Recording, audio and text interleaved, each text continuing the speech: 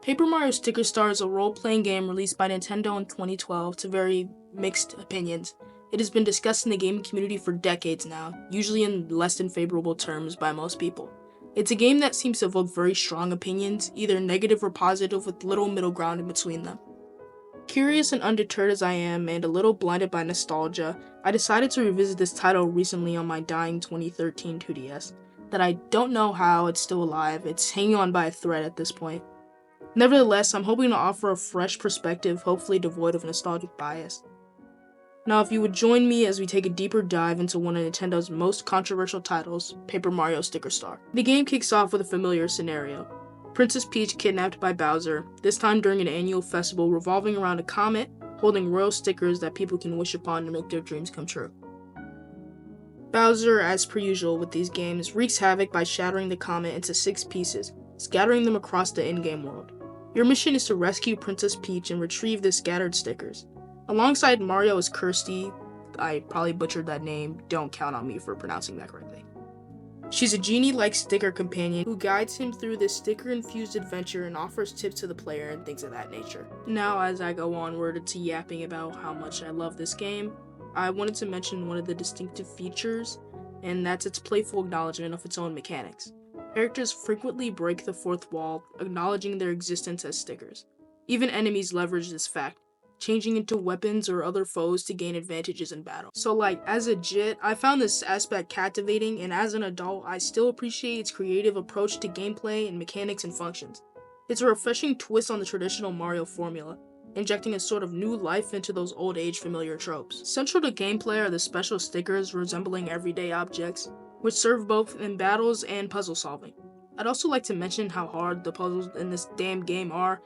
I'm pretty shit at them, but I'm bro, I was unable to beat this game since I bought it as a kid in 2013 because I couldn't figure out how to solve a puzzle. But now that I'm thinking about it, and as I'm recording this, that might just have been a skill issue on my part, but the reviews of this game has said otherwise, so it's not just me being ass. I promise I'm good at games, y'all. It's just this game was different then, and it still is different now because I still had trouble now as an adult trying to do these damn puzzles, bro. But anyways, besides me being dog shit at the game, sometimes the puzzles felt really unfair with how vague the hints are.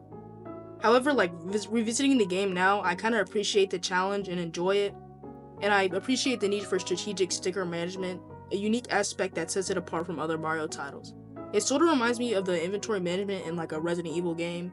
Now I'd like to talk for a minute about why this game was so stricken with criticism and overall decisive reviews when it released, and still is today.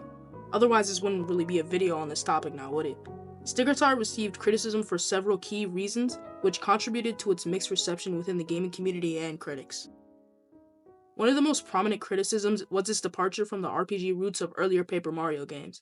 I have never played them personally, but from what I've read for the research of this video, it's unlike its predecessors in the series, mostly because Sticker Star moved away from the traditional RPG elements, such as experience points, leveling up, and party members with unique abilities.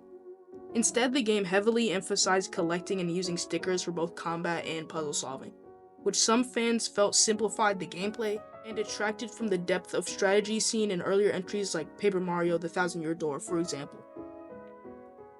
Now, this is just my personal opinion, but I feel with a game like this, you don't really need strategy and all those RPG elements seen in the old ones, because really this game is simple at heart. But either way, the game's story and characterization were often cited as lacking compared to the previous Paper Mario titles. While Sticker Star maintained the series' trademark humor and its charm, some players found the narrative to be overly simplistic and the characters less memorable or engaging than those in earlier games.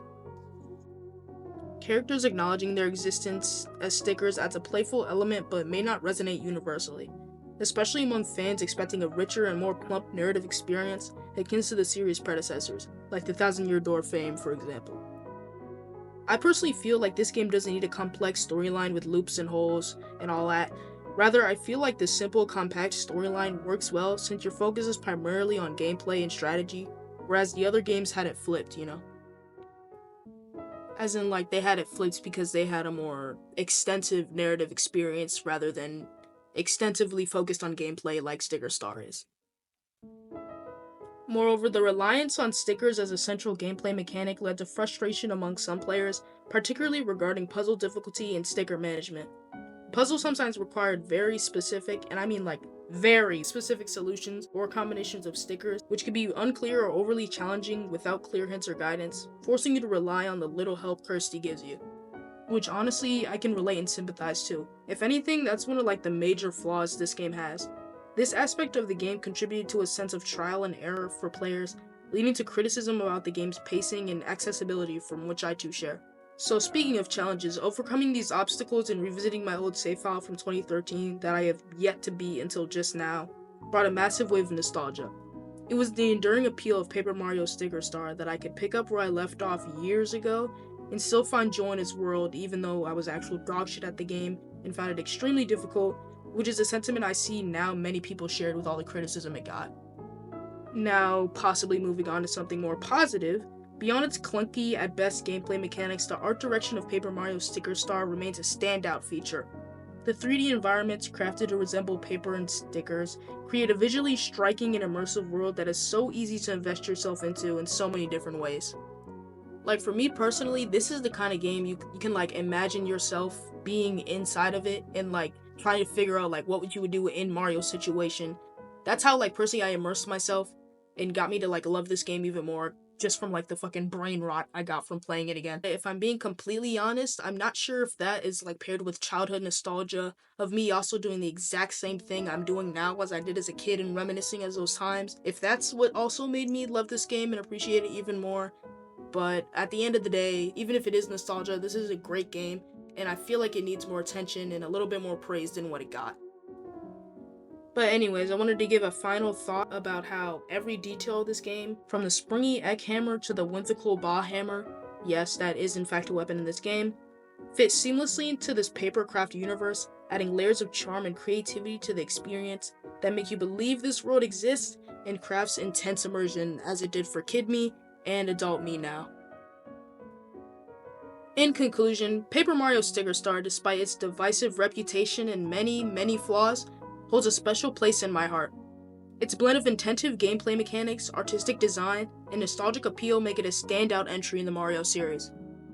Whether viewed as a bold experiment or a failed opportunity, this game's impact on the series' evolution and its enduring appeal among certain players highlight its enduring significance in the broader landscape of Nintendo's game library. While it may not have pleased everyone or been a fun experience for what seems like most people, me included for some amount of time, those willing to embrace its quirks and challenges, it offers a unique, enjoyable adventure through a vibrant papercraft and stickery world. And man, I'm not gonna lie, no other game will make you feel as stupid as this game makes you feel with these puzzles, man. It was rough at times, but overall, I really enjoyed playing it, and I really hope you guys do too, if you eventually choose to check it out, which y'all most definitely should because it's a great game and it's overhated. But yeah, I wanted to thank you all for watching so very much, it means the world to me. This video, I decided to try something new from my Fear and Hunger video. I've basically like freeballed in the commentary for this video. Halfway through it, like I added in some more sections and stuff that weren't in the script. So let me know if you guys liked that in the comments down below. So my usual format for these kind of videos is like an overall overview of like specific topics about the video, what will be interesting to viewers who have never heard of the game before. But I was wondering if I should do like a more longer deep dive videos into certain games or manga or TV shows or whatever the case. But yeah, just let me know in the comments if you want to see like a longer form of these videos from me. Subscribe and check out my boy Wisehat too. Thank you. Also, I want y'all to read Memories of Emanon. That's gonna be the topic of my next video. It's gonna be a collab with me and my bro.